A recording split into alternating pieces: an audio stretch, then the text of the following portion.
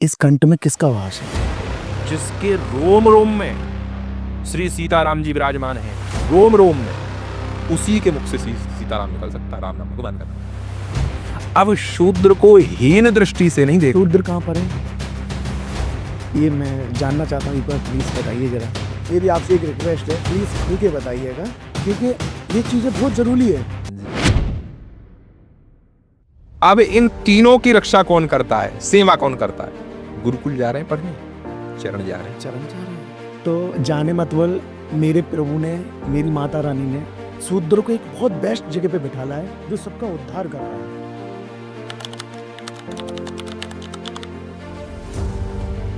आपको मेरा राधे राधे। मेरा सबसे पहले एक क्वेश्चन है शरीर को लेके आपको। इस कंठ में किसका वास है? देखिए, प्रत्येक देवी देवता हमारे नित्य शरीर में विराजमान रहते हैं। जैसे चरणों में इंद्र वास करते हैं, वैसे ही कंठ में भगवती वास करती हैं। ग्रीवा नलकूवरी सप्तशती में श्लोक आया है, जब कवच का पाठ करते हैं, जो भगवती राजराजेश्वरी हैं, भगवती ग्रीवा नलकूवरी, जो नलकूवरी देवी हैं। प्रत्येक अंगों के देवी देवता हमारे नित्य शरीर में विराजमान रहते हैं, बिल्कुल सही है। वो विराजमान रहती हैं। दूसरी बात, मेरी दृष्टि बड़ी भिन्न है।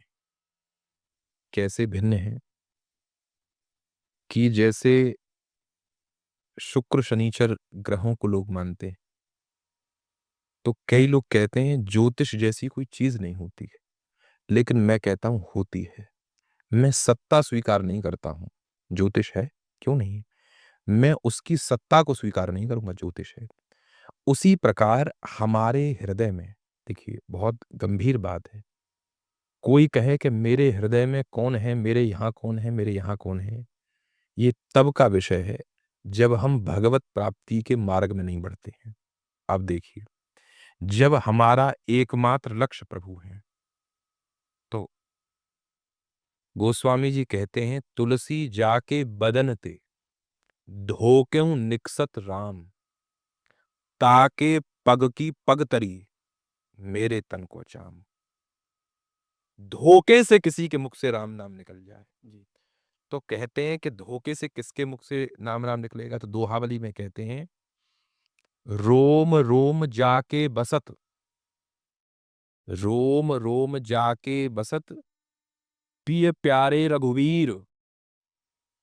जिसके रोम रोम में श्री सीताराम जी विराजमान हैं, रोम रोम में, उसी के मुख से सीताराम निकल सकता, राम नाम भगवान का नाम। तो हम जब ये प्रश्न करते हैं कि हमारे, अब जैसे यही प्रश्न अगर आप मुझसे करते कि मेरे कंठ में कौन है, तो मैं ये उत्तर दूंगा कि कंठ की तो छोड़िए, रोम रोम में श्री स्वामिनी मिलेंगी आपको। नहीं, बिल्कुल सत्य है। दूसरी बात ये कि दिल्ली जाने के अनेक रास्ते हैं। बहुत गंभीर बात है जो हम आपको बता रहे हैं। किसी भी रास्ते से चले जाइए, दिल्ली पहुंच जाएंगे आप। महाराज जी, मैं एक्सप्रेस वे से जाऊंगा, मैं तो पलवल होके जा रहा हूं, तो क्या हम दोनों गलत हैं? दोनों ही सही हैं, रास्ता अलग है। अब आप कहेंगे कि महाराज जी, मेरे हृदय में, मेरे कंठ में भद्रकाली वास करती हैं, बिल्कुल ठीक बात है। और मैं कहता हूं मेरे कंठ में स्वामिनी वास करती हैं, कोई काट दे मेरी बात को। देखिए, हमारा जो इष्ट है, हमारा समर्पण कहाँ है, हमारा झुकाव कहाँ है, वही इष्ट जाके हिय में बसत हैं, पिय प्यारे रघुवीर। जिसके हृदय में रोम रोम में जाके रोम ही बसत हैं, पिय प्यारे रघुवीर। जिसके रोम रोम में श्री सीताराम जी विराजमान हो, वही मेरे आराध्य का नाम धोखे से ले ले, धोखे से। तो वाकई पग की पगतरी, उसके पैरों की जूती, लेकिन मेरे तन को चाम, मेरे तन के चमड़े से बनवा दूंगा मैं। तो हमारी यहां ये बात, मैं सबसे एक बात कहता हूं कि ये देखो हमारा झुकाव कहां है, हम मुसाफिर किस जगह के हैं। हम जैसे हॉस्पिटल जाओ, सभी मरीज काम, सभी डॉक्टर काम के हैं कि नहीं? एक भी डॉक्टर को आप कह सकते हैं बेवकूफ है? नहीं, सभी डॉक्टर काम के। हमको उसके पास जाना है जो हमारा इलाज कर सके। रोग है हमको कान का, खड़े हैं हार्ट के पास में, बेवकूफ हो तुम? क्यों? डॉक्टर तो बढ़िया है, लेकिन तुम्हारा जो इलाज है वो ये नहीं कर सकता, बिल्कुल। वो कान वाला करेगा। हाँ, हमारे ये तो ठीक है, कहाँ आगे से राइट हो जाना, लेफ्ट हो जाना, ये बात है। तो हमारे कंठ तो छोड़िए, हमारे रोम-रोम में कौन वास करता है? बोले जो मेरे हृदय में वास करता है, वही मेरे एक-एक रोम में वास करता है। एक-एक रोम में वास करता है। आचार्यों के तमाम पद भरे हुए हैं इस बात से। तो मैं इस बात पे ये कहता हूँ कि मेरे कंठ में तो वो विराजमान है जो मेरी जिह्वा पे विराजमान है। नहीं, बिल्कुल मैं ये मानूँगा जी, और इससे अब मैं नीचे उतरता हूँ। जी, ये हाथ, जी। ये किनको माना जाता है इन हाथों पे? देखिए, जब भगवान ने शरीर की सृष्टि की, तो हमारे अंगों के अनुसार जब देखा गया, 4 वर्ण हैं, विप्र, क्षत्रिय, वैश्य। मैं यही जानना चाहता हूँ जी, कि यहाँ से और नीचे तक, जी, नीचे किसका पद है? जी। देखिए, पद है, कंठ पास से पास एक ही है ये को गौ की और ब्राह्मण की जो बेस्ट, उत्पत्ति है, बिल्कुल, वो ब्रह्मा के मुख से है। बिल्कुल। कंठ से मैं यही जान इतने हिस्से को ब्रह्मांड कहते हैं। ये पूरा ब्रह्मांड है। ये ब्रह्म स्तर है। हमारा जो वीर है वो भी यहीं ठहरता है। बिल्कुल, तो ब्रह्म के अंदर जो चरता है वही ब्रह्मचर्य है। ठीक है। तो वो ब्राह्मण माने वो अज पैदा हुआ ब्रह्मा के मुख से, बिल सुरभि गाय और ब्राह्मण। इसीलिए इनको सबसे ऊपर रखा गया है। जब अमृत पान किया ब्रह्मा ने तो सबसे पहले 2 प्रकट हुए। इसीलिए भगवान ने प्रथम जो कहा विप्रधेनु, दूसरे पे गाय, पहले लिए मैं ब्राह्मण के लिए आता हूँ। बिल्कुल, विप्रधेनु फिर गाय, क्योंकि जब ब्राह्मण बचेगा तभी गौवंश की रक्षा हो सकती है। बिल्कुल, बिल्कुल। विप्रधेनु सुर, और जब ये दोनों ही रहेंगे तो भक्ति कहाँ से होगी, कर्मकांड यज्ञ कहाँ से होंगे? जब यज्ञ ही नहीं होगा तो देवता कहाँ से होंगे, क्योंकि उनका भोजन यज्ञ है। विप्रधेनु सुर फिर देवता, और जब देवता प्रसन्न होते हैं तभी संतों की साधना चलती है। विप्रधेनु सुर संत हित लीन मनुज अवतार, इनके लिए भगवान आते हैं और भगवान ने तो स्पष्ट कर दिया। अब हम कह देंगे तो लोग बड़ा बुरा मान जाएंगे, लेकिन कह देते हैं। बिल्कुल, खुल के कई जगह शास्त्रों में निर्देश है कि भगवान ब्राह्मणों का पक्ष लेते हैं। आप कहीं उदाहरण दे दीजिए, हम दे रहे हैं। सुंदरकांड में भगवान ने कहा है सगुण उपासक परहित निरत नीत दृढ़ नैम ते नर प्राण समान मम जिनके द्विज पद प्रेम। वे मनुष्य मुझे प्राणों से ज्यादा प्रिय हैं, प्राणों के समान प्रिय हैं। कौन? ते नर, वे मनुष्य, प्राण समान मम, प्राण समान मम मेरे, जिनके द्विज पद प्रेम, ब्राह्मणों के चरणों में जिनका अनुराग है। अब भगवान के बक्ष क्षत्रिय त्रिय, क्षत्रिय यहाँ आ गए। हाँ, अब वैश्य, पहले इनके बारे में प्लीज़, क्षत्रिय हो गए। भुजाएं भगवान की जो हैं। अब एक चीज हम ये स्पष्ट कर दें, बिल्कुल, बिल्कुल। कई चल रहे लेकिन हम कह देते हैं। प्रश्न ये होता है कि भैया कर्म से ब्राह्मण है कि भाई महाराज जी जाति आति कुछ नहीं होती, ये तो कर्म से बनता है। हम उनसे प्रश्न करते हैं, हमारी बात को कोई काटे।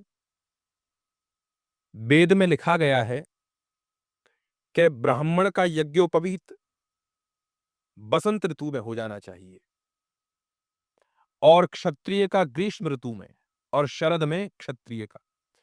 अब आप ये बताइए, जब वेद ने कहा है ब्राह्मण के लिए तो पहले ब्राह्मण यज्ञोपवीत, बाद में। अब आप ये बताओ, 7 वर्ष में ब्राह्मण का यज्ञोपवीत हो जाना चाहिए, 12 वर्ष में क्षत्रिय का, 18 वर्ष में वैश्य का। अब 7 वर्ष के बच्चे ने कौन सा कर्म कर लिया कि कर्मों के आधार पर उसको ब्राह्मण कहा जाएगा? बोले नहीं, नहीं, जन्मजात ब्राह्मण हो तभी तो वेद में कहा गया कि ब्राह्मण का बसंत ऋतु में, क्षत्रिय का ग्रीष्म में, शरद में, वैश्य का। तो जन्म से पहले ही ऋतु निर्धारित कर दी वेद ने। बिल्कुल। तो कहने का मतलब है जन्मना मान्य होता है, कर्मणा मान्य नहीं होता है। और एक बात कह दें, इसको स्पष्ट भी हम कर देते हैं। पूजहि विप्रजे वेद विहीना, पूजहि विप्रजे, वेद से विहीन क्यों न ब्राह्मण हो वो भी पूजनीय। आप कहें कैसे? अग्नि शमशान की क्यों ना हो प्यारे, जला तो देगी। जला तो देगी, बिल्कुल कितना भी भ्रष्ट क्यों ना हो, बेशक अग्नि शमशान की है लेकिन जला तो, देगी, बेशक कितना भी पथभ्रष्ट क्यों ना हो लेकिन वो नाम का ब्राह्मण है, बिल्कुल अपमान से जला तो देगी, देगा। बिल्कुल। दूसरा, अब जो मैं बात कह रहा था, ब्राह्मण कितना पूजहि विप्रज वेद विहीना और शूद्र न पूजहि ज्ञान प्रवीणा। शूद्र चाहे कितना भी ज्ञान प्रवीण क्यों ना हो लेकिन उसको पूजा नहीं जा सकता। अब यही पॉइंट समझने वाला। तो वहां कहा है ज्ञान प्रवीणा, भक्ति प्रवीणा नहीं कहा गया। ज्ञानी में और भक्ति में जमीन आसमान का अंतर होता है। ज्ञानी को अभिमान होता है, मैं हूं। बिल्कुल, शबरी क्या थी? पहले भील जाति की थी, बिल्कुल, जूठे खा गए बिल्कुल, बेर। क्यों? क्यों? भक्ति प्रधान थी। बिल्कुल, यहां जो शब्द प्रयोग किया गया है कि ये शूद्र है, ज्ञान तो है इसके अंदर, भक्ति नहीं है। शब्द ध्यान दो। पूजहि विप्रज वेद विहीन शूद्र न पूजहि ज्ञान प्रवीण। ज्ञान में प्रवीण है वो, भक्ति भक्ति कुछ नहीं है। जब श्लोक झाड़ता है बस, श्लोक।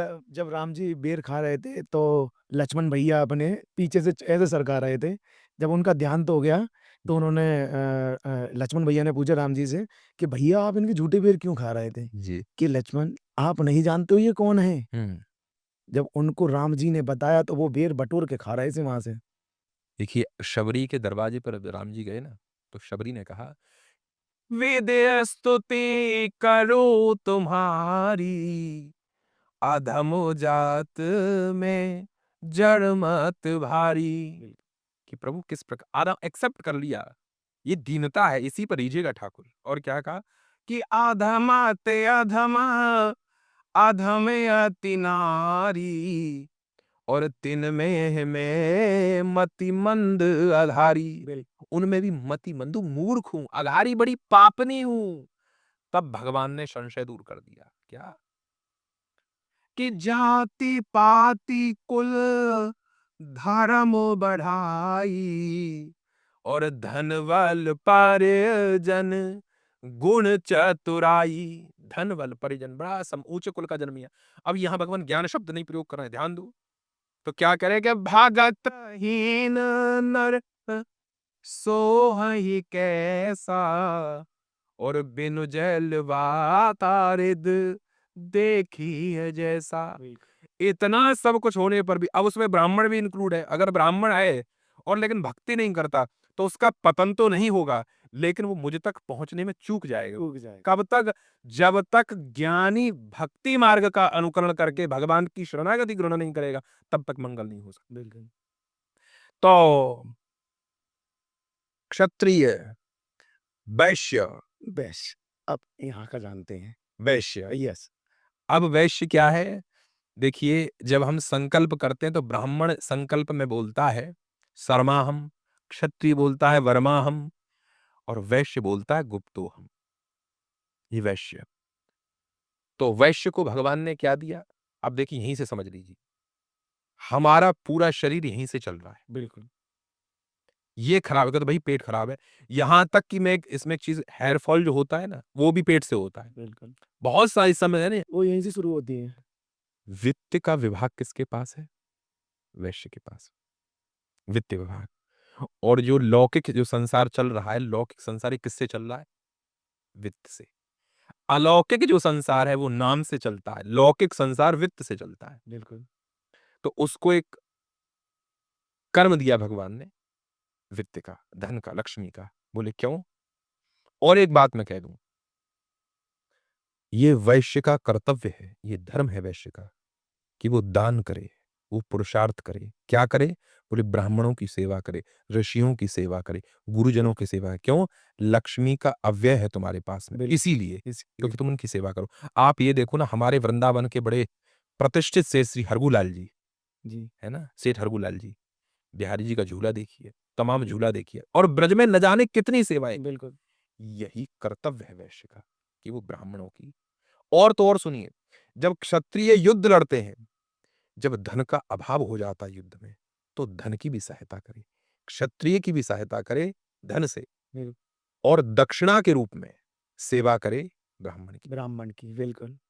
अब इन तीनों की सेवा के लिए शूद्र, अब शूद्र को हीन दृष्टि से नहीं देख, शूद्र कहाँ पर है? ये मैं जानना चाहता हूँ, एक बार प्लीज बताइए जरा। ये मेरी बड़ी बड़ी वो है आपसे, जी देखिए क्योंकि मैं कुछ लोगों की ना वो चीजें दूर करना चाहता हूँ जो लोग, मैं इसमें बोलूंगा नहीं उसको। जी अब मैं शूद्र पे आना चाहता हूँ कि वो कहाँ पर है। देखिए भगवान ने मैंने ब्राह्मण का बताया। मेरी आपसे एक रिक्वेस्ट है, प्लीज खुल के बताइएगा, क्योंकि ये चीजें बहुत जरूरी है। जी देखिए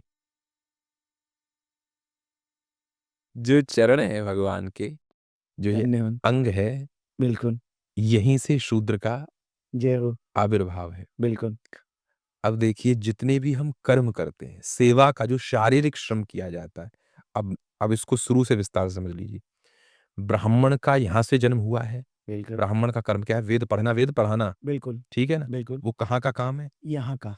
ठीक है ना? बिल्कुल। वेद पढ़ाएगा तो यहाँ से पढ़ाएगा, और वेद पढ़ेगा तो भी यहाँ से पढ़ेगा। उच्चारण करेगा, बिल्कुल। क्योंकि वेद को सुना जाता है, सुन के बिल्कुल। आवृत्ति है ना। अब रक्षक। रक्षक आ गया। यस। हमारी रक्षा कौन करता है? मान लो विपत्ति आ जाए तो यही जगह करते हैं, यही करती है। उसी के अनुसार पे। बिल्कुल। अब आ गया मानो भरण पोषण, बेस्ट। नित्य, है ना? हाँ, ये बिल्कुल। बंद। अब इन तीनों की रक्षा कौन करता है? सेवा कौन करता है? गुरुकुल जा रहे हैं पढ़ने, चरण जा रहे हैं। चरण चाह रहे हैं। कोई सेवा कर रहे हैं, कुछ भी चरण, जो भी कर रहे हैं वो चरण कर रहे हैं। बिल्कुल। तो चरण जो हैं उनसे अव्यय है, आविर्भाव है शूद्रों का, शूद्रों का आविर्भाव है बिल्कुल। चरणों से। अब देखिए, अब इसको कोई न माने तो हम उनके लिए एक उत्तर देते हैं। बताइए। आंखें मूंद लेने से सूर्य का प्रकाश नष्ट नहीं हो जाता। बिल्कुल। आंखें मूंद लो, कह दो ये अंधेरा है जी, बेटा खोल दोबारा, आए सूरज तो है, हाँ, क्योंकि नहीं मिट सकता ये। शास्त्रों की, वेदों की अवज्ञा करने से सिद्धांत नष्ट नहीं होते। बिल्कुल। तो जाने मतबल मेरे प्रभु ने, मेरी माता रानी ने शूद्र को एक बहुत बेस्ट जगह पे बिठाला है जो सबका उद्धार कर रहा है ना? क्योंकि ब्राह्मण देखिए की हम मैं एक बात कहता हूं, शूद्र जो है ना, शूद्रों को जो हीन दृष्टि से देखता है हाँ। वो भक्त नहीं हो सकता। जो शूद्र के प्रति हीन भावना, अब जैसे कुछ नियम मर्यादाएं स्थापित की गई हैं वेद के द्वारा। बिल्कुल। अब मैं इसको स्पष्ट कर देता हूं। बिल्कुल। अब ये कह के हम भगवान के भक्त नहीं है, हम भी तो भगवान के भक्त हैं, हम भी तो कर सकते हैं। तो मैं फिर एक बात कहना चाहता हूं, हम आज जो कुछ भी हैं अपने पूर्व कर्मों का परिणाम है। बिल्कुल। तुमने पूर्व में ऐसे कर्म किए हैं कि तुम्हें भगवान ने शूद्र योनि में भेजा है, बिल्कुल। और तुम्हें ये मर्यादाएं भोगनी पड़ेंगी। भोगनी पड़ेंगे, बिल्कुल है। तो अगर कोई शूद्र भाई भी ये कहता है, तो मैं एक बात कहता हूं, भक्ति स्वतंत्र सकल सुख खानी, बिनु सत्संग न पावई प्राणी। बिल्कुल। भक्ति स्वतंत्र है। अरे पशु पक्षी, गीतराज जटायु महाराज, बिल्कुल। कोई भी कर सकता है। भक्ति स्वतंत्र है, परम स्वतंत्र है, कोई भी कर सकता है। शूद्र हो, वैश्य हो, क्षत्रिय हो, ब्राह्मण हो, कोई हो, लेकिन जो वेद के द्वारा प्रतिपादित मर्यादा है उसका निर्वाह करना पड़ेगा।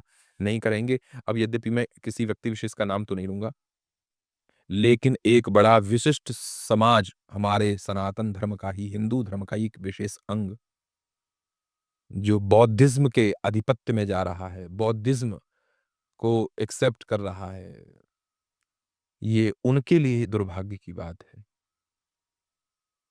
वो तो भगवान की सत्ता को स्वीकार करना जी। ये भक्त का लक्षण है, और भगवान की सत्ता को नकारना ये अभक्त निशाचर का लक्षण है। तो मैं तो यही कहूंगा कि समय रहते अध्यात्म में लौट आना चाहिए, सनातन वैदिक धर्म में लौट आना चाहिए।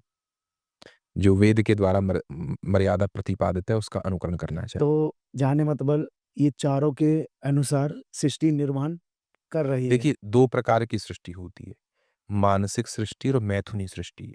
मनु शत्रुपा तक जो सृष्टि हुई है वो मानसिक सृष्टि है। वीर और रज के विस्तार से जो सृष्टि होती है उसे मैथुनी सृष्टि कहते हैं।